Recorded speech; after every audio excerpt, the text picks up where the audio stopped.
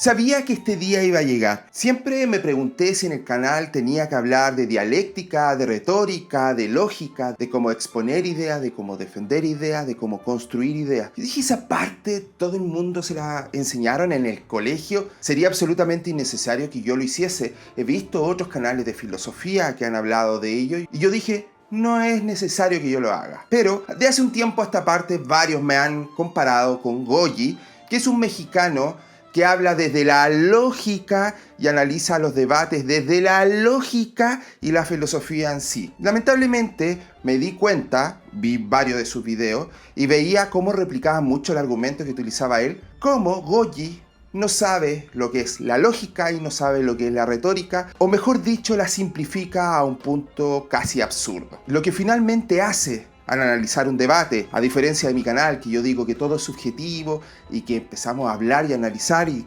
dejarlo claro que un punto de vista, él dice que busca la verdad, y al decir que busca la verdad, dice que la conclusión es la verdad. Por lo tanto, es algo casi evangélico o religioso. Yo te estoy diciendo la verdad, y si no la aceptas, estás equivocado. Lo cual, al igual que los religiosos, lo hace de manera sutil, y con eso embauca a mucha gente. Creo que a Goyi no le enseñaron de lógica en el colegio y extrapolo que a muchos más tal vez no, por lo que creen que la lógica que utiliza Goyi a la hora de analizar un debate es correcta. Lógica es una ciencia formal que estudia la estructura o formas de pensamiento humano, como proposiciones, conceptos y racionamiento, para establecer leyes y principios válidos para obtener criterios de verdad. Podríamos hablar de lógica proporcional, matemática o simbólica, de lógica filosófica, lógica formal y lógica informal, lógica aristotélica a la lógica difusa. Si distinguiéramos, por ejemplo, la lógica pura, analiza las formas válidas e inválidas de conocimiento, y la lógica aplicada o material, en la cual se analizan casos concretos de razonamiento y se analiza sus premisas para llegar a una conclusión lógicamente correcta. Podemos encontrar grandes exponentes dentro del análisis de la lógica como Aristóteles en la antigüedad o Immanuel Kant en la era moderna, aunque no se hayan dedicado exclusivamente al análisis lógico, sino que este era una parte más dentro de su vasta producción teórica, hicieron grandes aportes a esta ciencia. Y la lógica con la que se argumenta en un debate no se basa en un sistema axiomático, por eso ocurren las falacias, los malos razonamientos, por eso se recurre a la analogía, atajos frecuentemente no justificados, pero psicológicamente impactantes y convincentes. Desde un punto de vista, la lógica de predicado o lógica de primer orden, que es la menos potente de todas las que se podrían usar para un debate informal, solo tiene en esencia dos reglas deductivas: la generalización, la que sí está lógicamente justificada, no la que la gente llama generalización, y la particularización y el modus ponens. Las otras reglas deductivas clásicas se deduce en particular de esta. Sin embargo, está claro que en un debate con la observancia estricta de esta regla sería aburrido y difícil de seguir. Ni siquiera los matemáticos profesionales, cuando hacen deducciones, tratan de usar lógica en forma estricta. Bien conocido que si todas las deducciones usaran pasos formales al estilo de lógica formal, serían entre 5 y 20 veces más largas y los seres humanos nos perderíamos. De hecho, la lógica formal fue desarrollada como un método matemático complementario para entender la estructura de las propias matemáticas, no como herramienta de encontrar la verdad. Un razonamiento matemático escrito en lógica formal estricta es humanamente casi tan poco inteligible en general como la que puede hacer un programa informático compilado a código de máquina. Bueno, esto va a ser un poco largo y algo tedioso en algunos momentos porque voy a tener que definir muchos conceptos que, insisto, pensaba que muchos sabían, pero al parecer no. Para poder refutar a Goyi me voy a centrar en un solo video, siendo que podría refutárselos todos de esta índole de los debates, pero quedaría un video extenso y sería totalmente innecesario. Con un ejemplo creo que es suficiente. Nos vamos a centrar en la primera parte del debate de Dallas y J. Pelirrojo. Debate que yo también analicé, así que por eso, por una parte. Segundo, porque aún no he terminado de ver la segunda parte de J. Pelirrojo con Dallas, porque me he estado centrando en el debate de Jordan Peterson y de Zizek, y la idea es hacer un análisis también, y además he tenido mucho que hacer. Sí, voy a analizar la segunda parte, pero como aún no lo he hecho,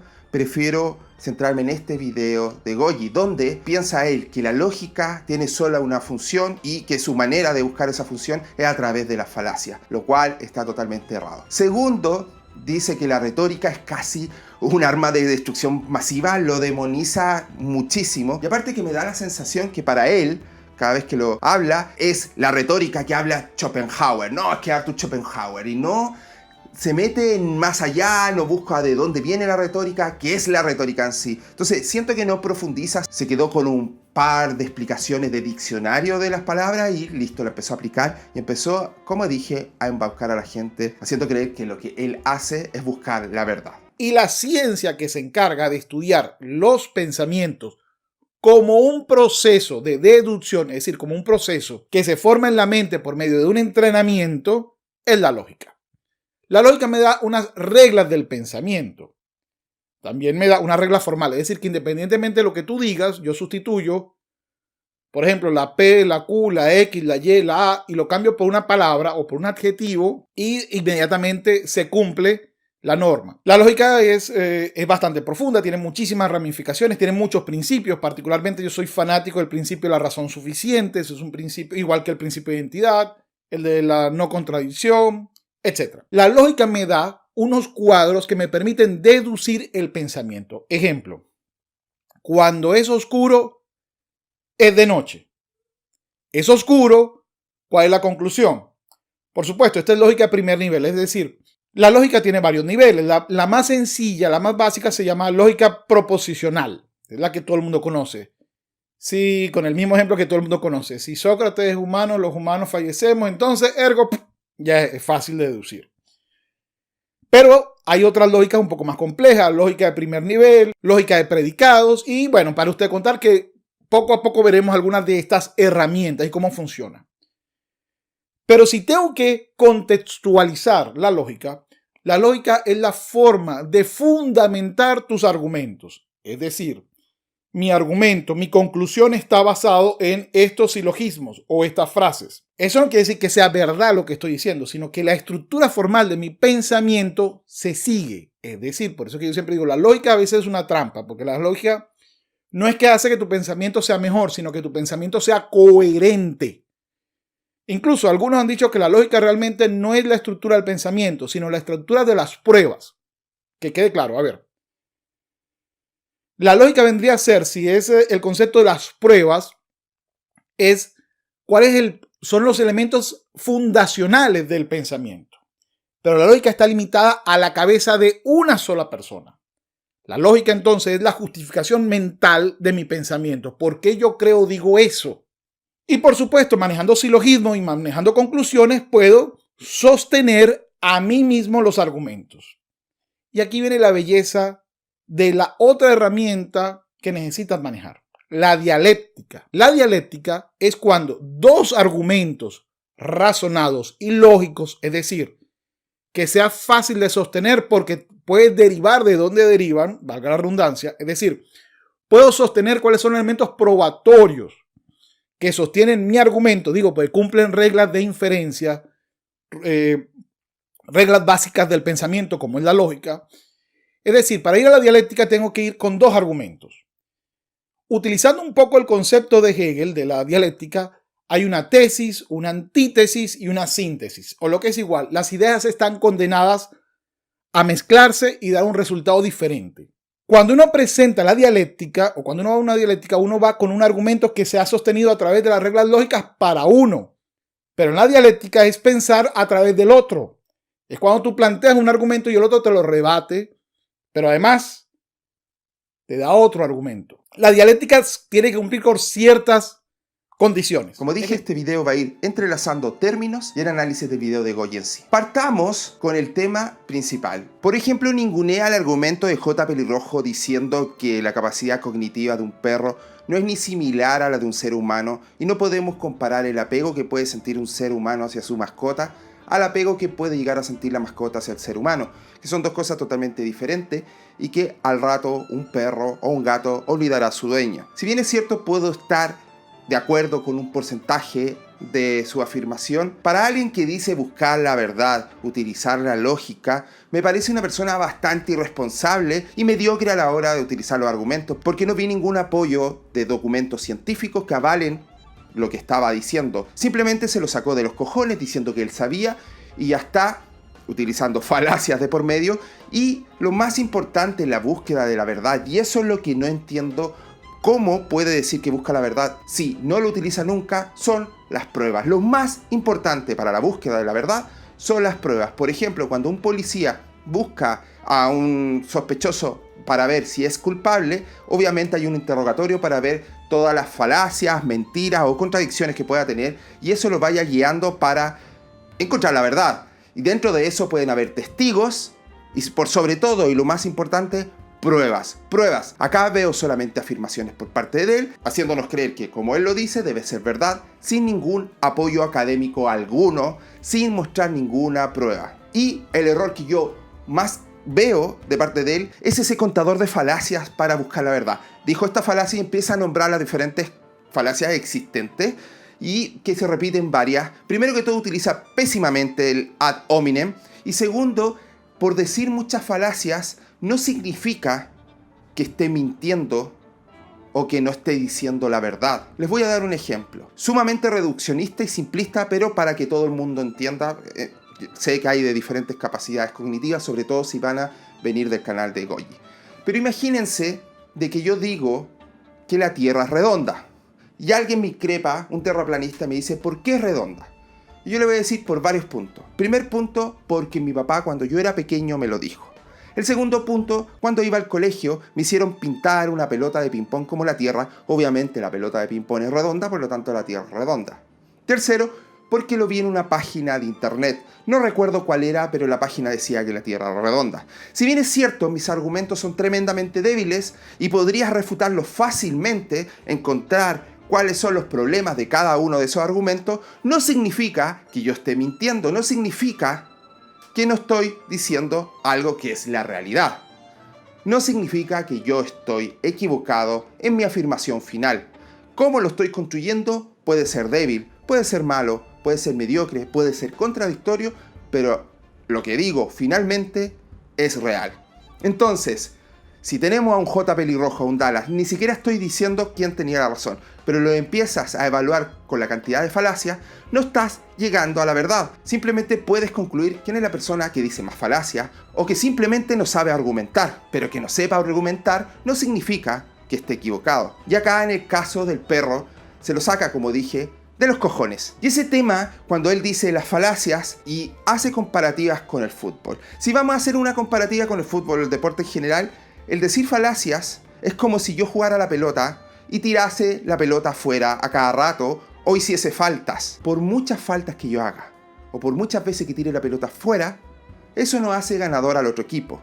Solamente va a ganar el equipo cuando meta goles, y el que mete más goles gana. Y acá la comparativa sería el que dice argumentos más sólidos y el que pueda mostrar más pruebas y el que pueda demostrar que su posición es la correcta a través de lo que acabo de decir. No por tirar la pelota fuera, ergo por decir falacias, voy a perder el partido. Es más, puede ser una estrategia. Las falacias tienen que ver con las teorías de la argumentación. Uno de los primeros en observar las falacias, aunque lo llamó refutaciones sofísticas, fue Aristóteles.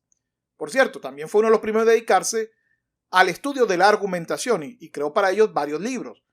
Los tres principales van a ser las analíticas primera y analítica segunda, que tienen que ver con argumentos relativos a la demostración. Es decir, la analítica primera y analítica segunda es la base de la lógica y la base de la matemática.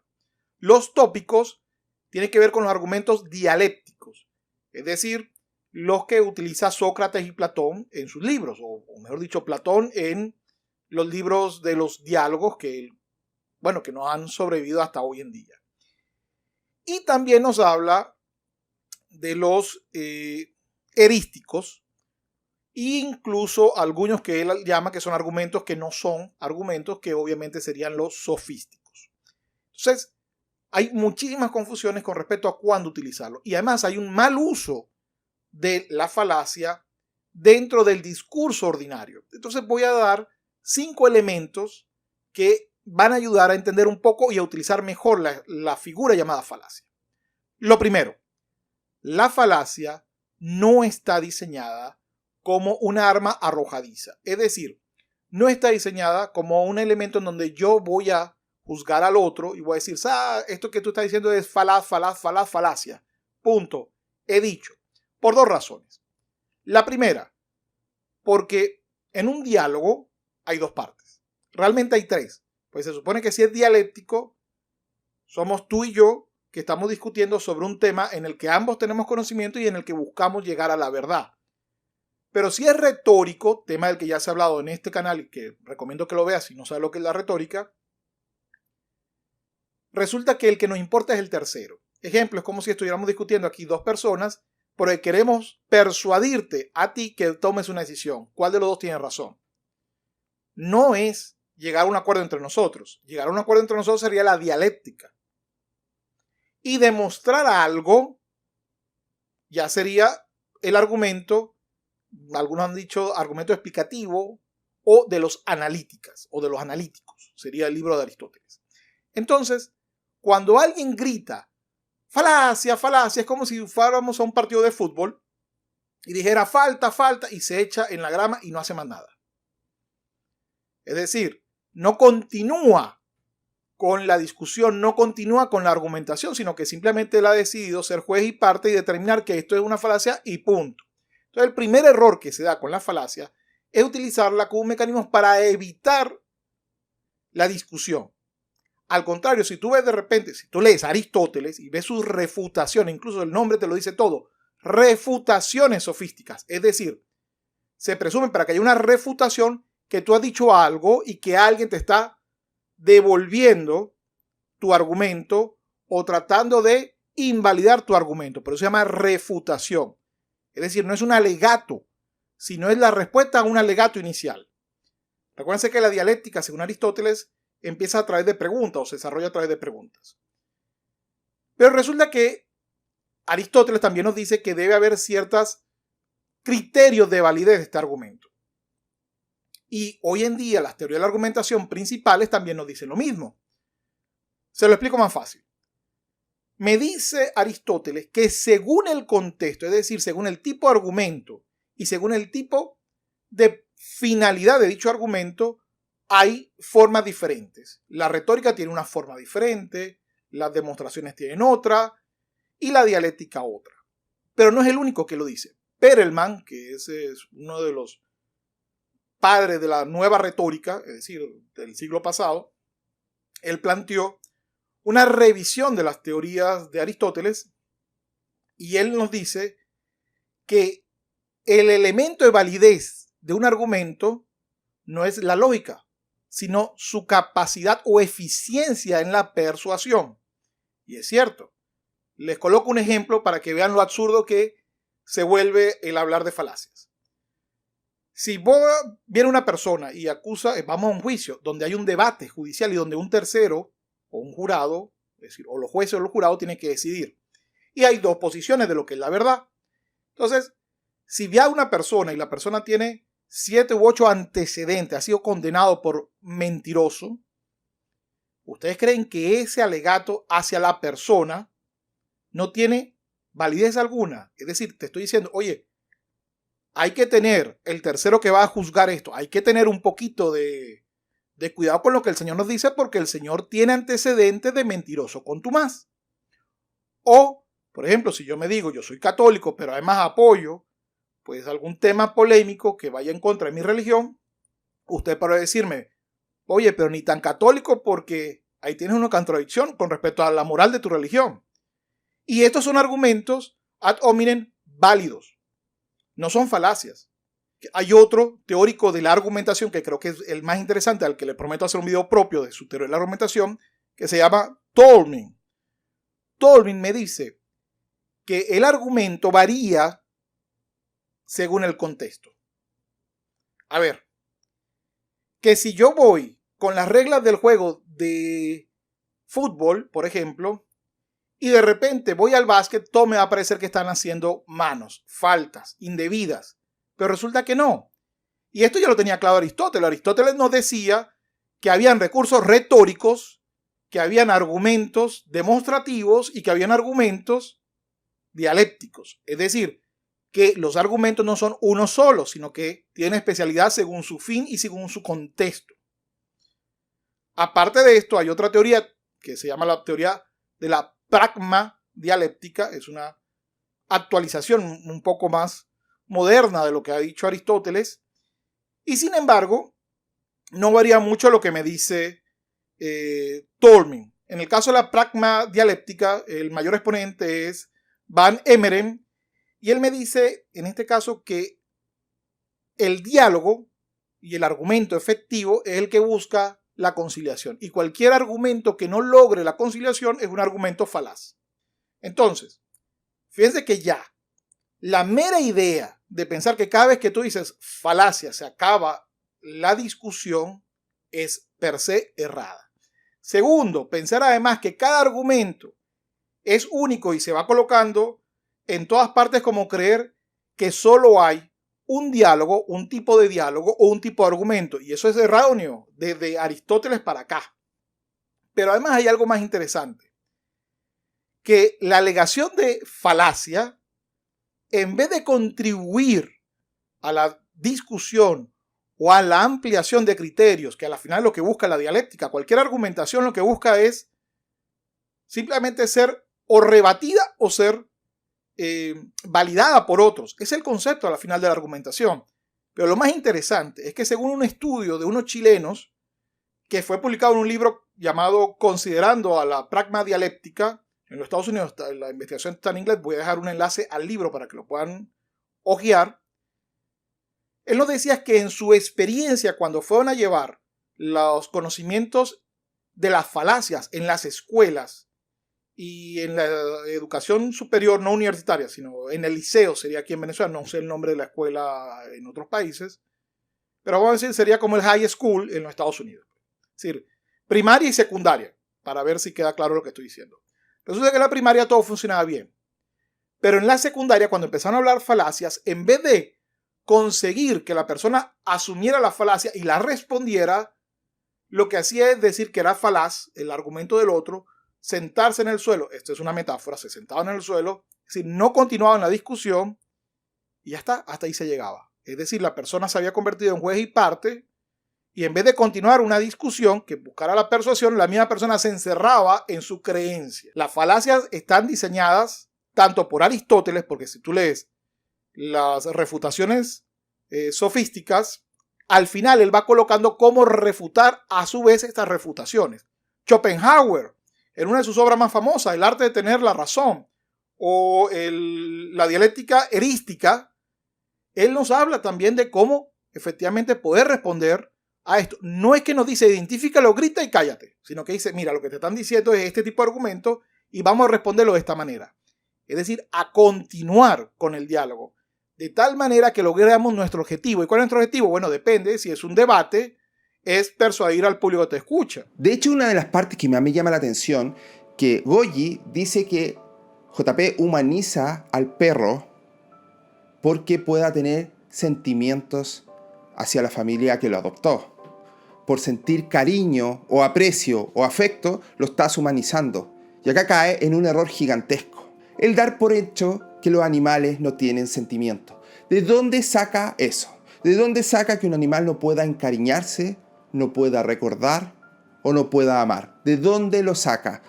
Puede que tenga razón, puede que no, pero no veo ningún documento que la avale, no cita nada. Otro tema que maneja sumamente mal Goggi y cualquier persona inteligente lo hubiese descartado de inmediato era cuando Dallas compara el rapto del perro al rapto de un hijo. Primero que todo, es totalmente incomparable, porque la ley se comporta diferente con respecto a ambos casos. Porque la forma que ve la sociedad un rapto de un niño a un rapto de un perro también es totalmente diferente. Estás comparando dos cosas que no puedes comparar. Por lo tanto, en ese punto que Goggi debería haber dicho qué estupidez dijo Dallas, es inadmisible y no lo vamos a evaluar porque no puede ser evaluado.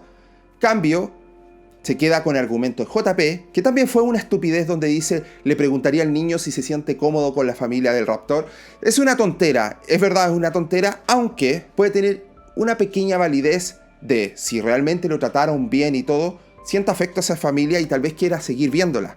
Pero de que es ilegal y que no se puede comparar con lo del perro, no se puede comparar. Por lo tanto, ambos estaban equivocados, pero primero, Dallas, al dar un ejemplo tan absurdo. No voy a analizar el detalle por detalle porque sería como volver a analizar el debate de Dallas con JP, pero acá hace lo otro que demuestra, y como se cae a pedazos, el argumento y el desconocimiento de Goggi.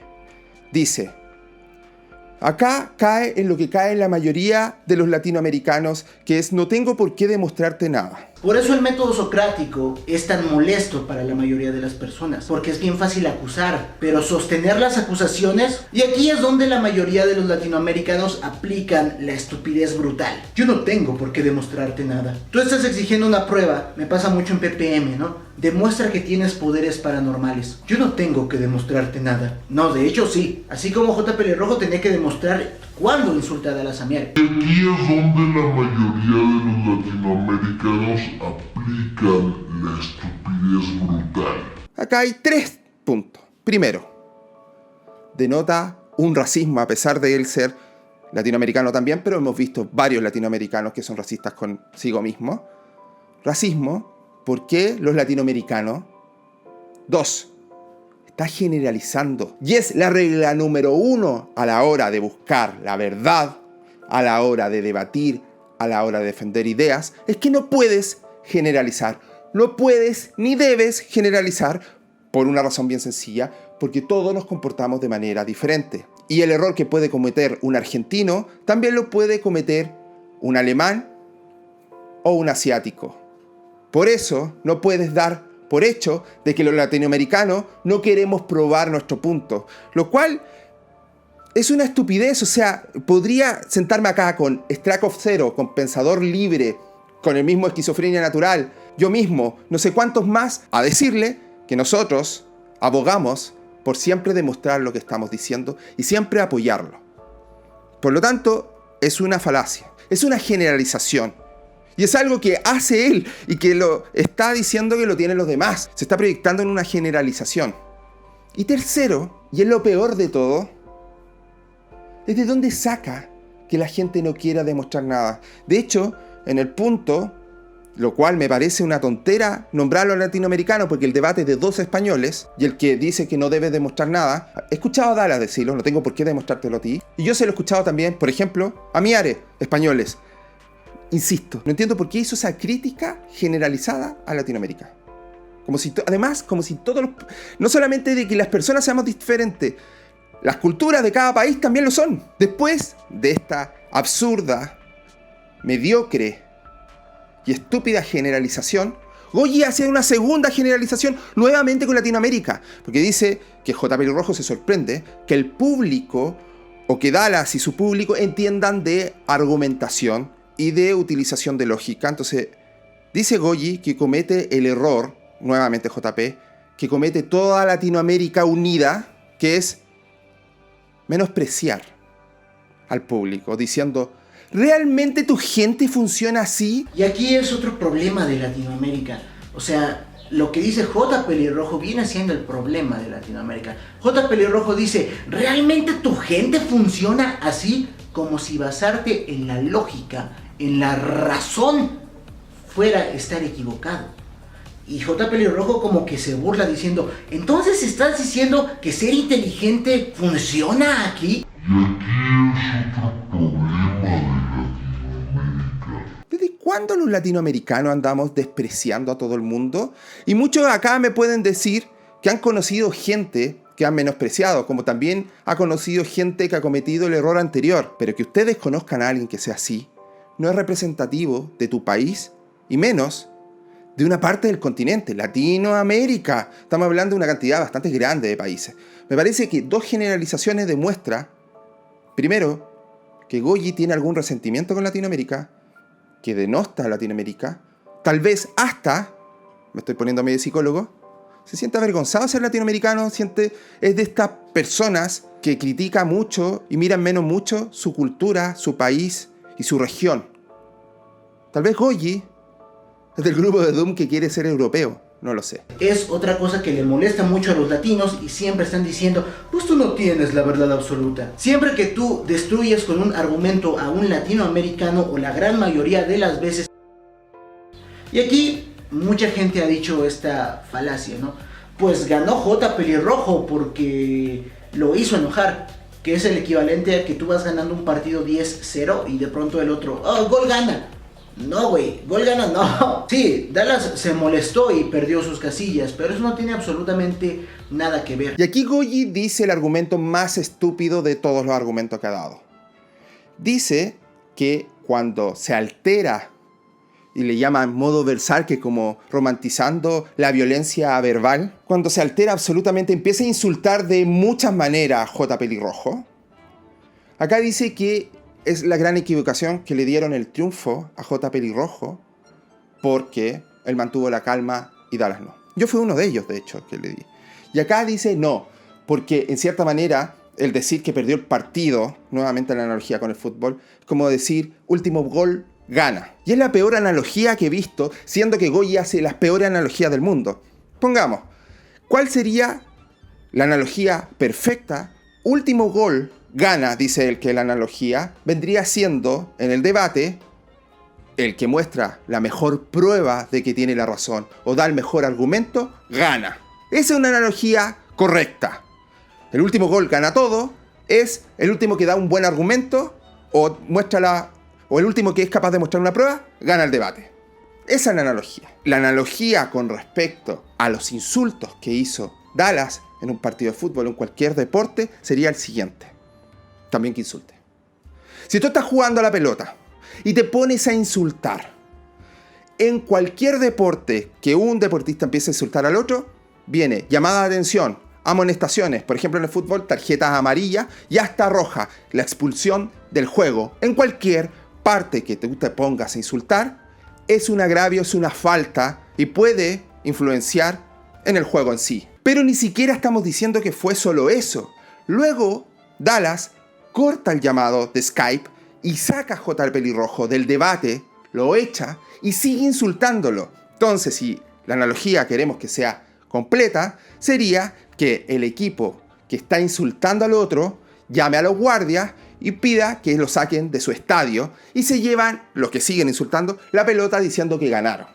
Lo cual no está bien, lo cual no está ni siquiera dentro de las reglas del juego. Eso es juego sucio. Ni siquiera podrían darle el triunfo al que insultó, se llevó la pelota y sacó al otro equipo de la cancha. Es, insisto, si lo llevásemos a un videojuego, que yo esté jugando contra otra persona, estamos peleando, pongamos que está parejo, o pongamos que yo estoy ganando, y de repente le empiezo a insultar cuando veo que podría ganarme, le desconecto el mando y apago, y digo gané.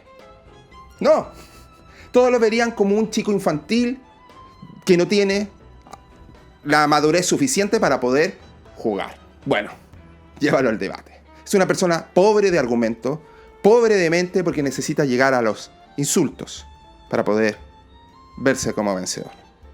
Yo sé que muchos acá me van a decir que hubo una segunda parte y que mejoró Dallas. Insisto, no lo he visto, pero veo que todo el mundo lo dio por triunfador. Pero estamos en la época de la moda Dallas, que todos quieren ver ganar a Dallas, y una cosita que se le vea positiva lo dan por ganador. No voy a tener un prejuicio ante ello y voy a verlo lo más objetivo posible para luego hacer un análisis. Lo que sí tengo claro, sí mi conclusión, es que Goyi no sabe analizar un debate. No quiero decir que las conclusiones en las cuales él llegó en algunos puntos sean erradas o que no esté de acuerdo. Muchas de sus opiniones yo estuve de acuerdo. Las opiniones son las más centradas, pero cuando utiliza la lógica, creo que está hablando sin saber. Quiero saber vuestra opinión acá abajo. Denle like si les gustó el video. Compártalo con los amigos. Nos vemos en un próximo vlog. ¡Adiós!